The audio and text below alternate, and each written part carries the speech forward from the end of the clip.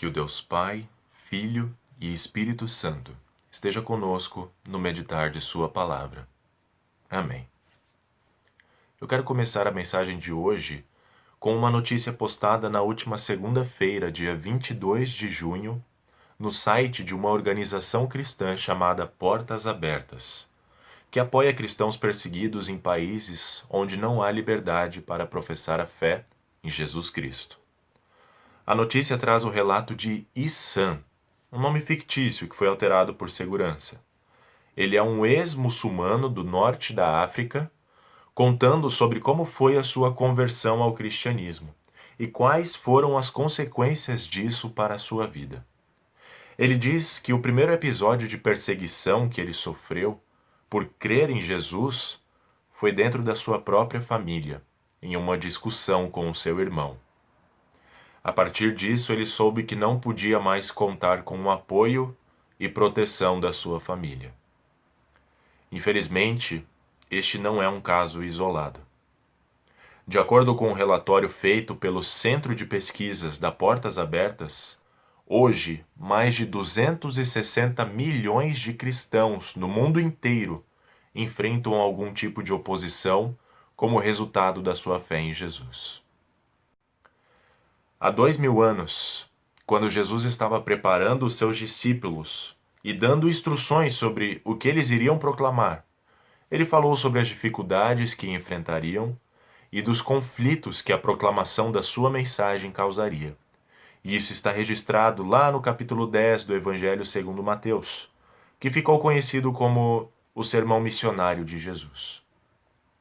O que chama a atenção é a fala de Jesus no verso 34, quando ele diz que não veio trazer paz ao mundo, mas espada, isto é, divisão e conflito.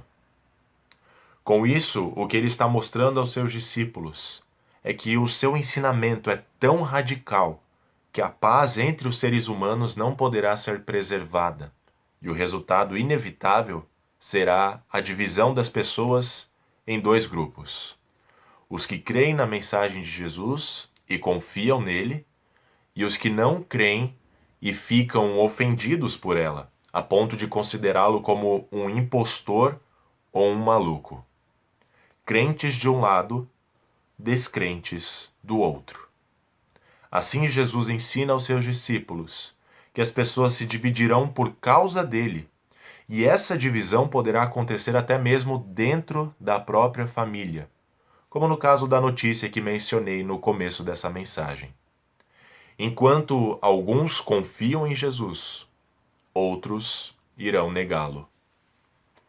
Alguém pode se perguntar, tá, mas por que essa mensagem de Jesus causa tanto conflito, causa divisões ou até mesmo perseguições?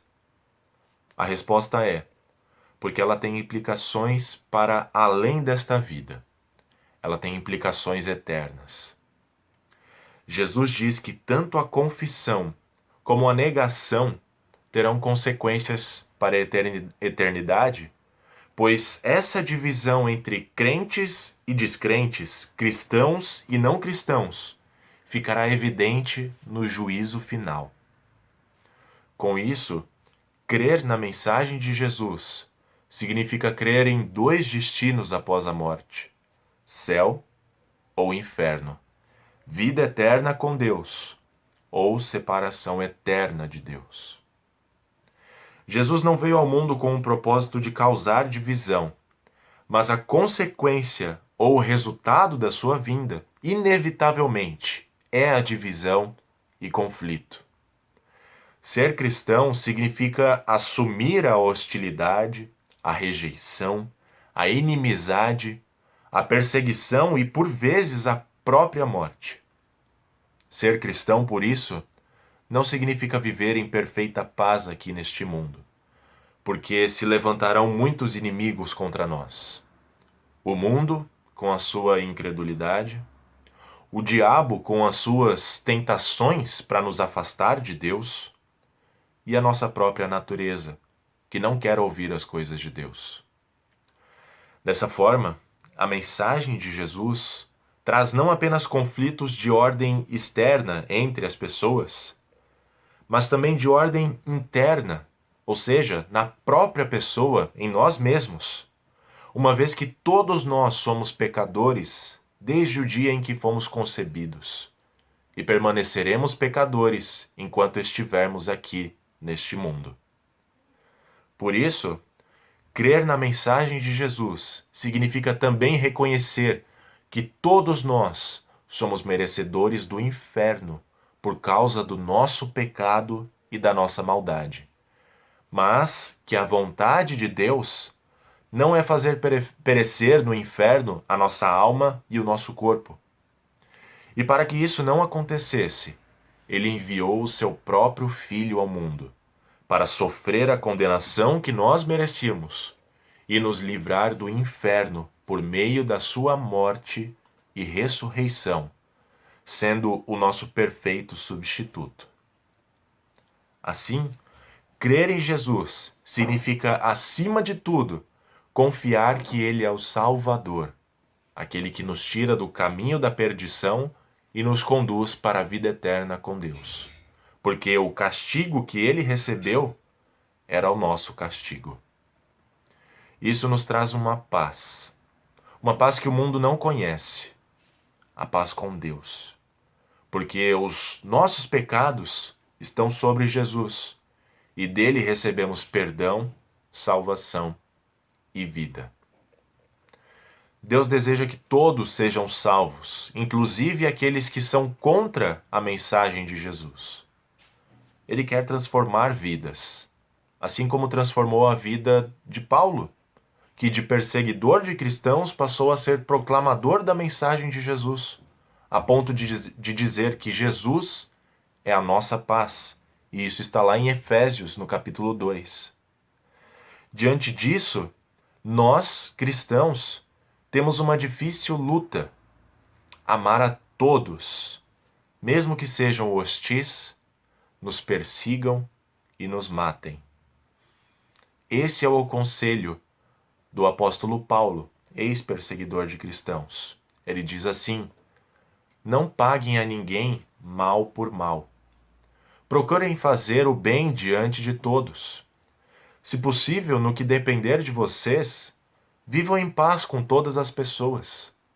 Meus amados, não façam justiça com as próprias mãos, mas deem lugar à ira de Deus, pois está escrito: a mim pertence a vingança.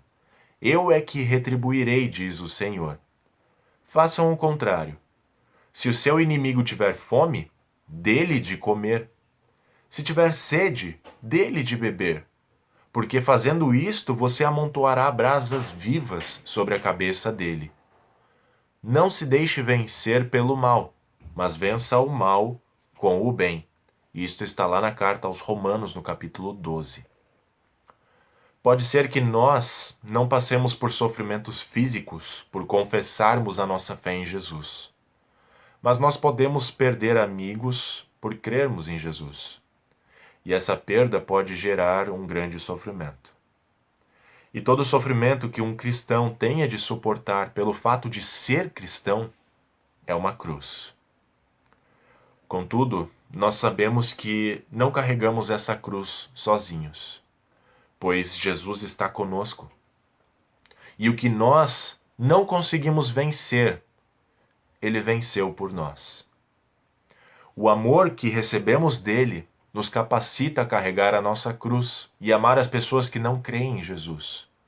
E Deus se utiliza desse amor para trazer pessoas à fé. Assim, meus irmãos, não se enganem. A vida cristã não é uma vida de paz na terra. Sempre haverá algum conflito, pois a mensagem de Jesus traz conflitos. Houve, há e ainda haverá muitas divisões por causa de Jesus. Além disso, não dá para fazer de conta que ser cristão significa estar livre de problemas e sofrimentos. Ser cristão, muitas vezes, significa ter ainda mais sofrimentos. Porém, estar com Jesus é crer que Ele está conosco todos os dias e caminha conosco em meio ao sofrimento. mesmo diante de tantos conflitos e lutas, sejam elas externas ou internas. Nós cristãos temos uma segurança: a promessa de vida eterna pela fé em Jesus. E essa promessa faz parte da nossa vida por meio do batismo. Por isso, Jesus afirma: aquele que sofre por minha causa, esse receberá a vida. Se hoje nós formos rejeitados por crermos em Jesus, e até mesmo mortos, é porque encontramos a vida eterna, pois estar com Jesus é estar reconciliado com Deus. A nossa segurança é o próprio Jesus Cristo, que morreu, ressuscitou, está vivo e voltará. Ele é a nossa paz diante das lutas. É o que afirma Issan em seu relato para o Portas Abertas. Ele diz o seguinte: sinto-me seguro com Jesus. Acredite em mim e você estará comigo no céu, é o que Jesus simplesmente diz. Isso realmente me tocou. Minha reação é: eu sei que vou para o céu. Ter a certeza da salvação é mais precioso do que a pressão de ser cristão. Estando nós unidos com Jesus pela fé, estamos em paz com Deus, pois o que acontecerá no juízo final é antecipado para nós. Nós já fomos declarados perdoados e livres da eterna condenação. Assim como diz Lutero no hino Castelo Forte, nada nos perturbará com Cristo por defesa. Se vierem roubar os bens, a vida e o lar, que tudo se vá. Proveito não lhes dá.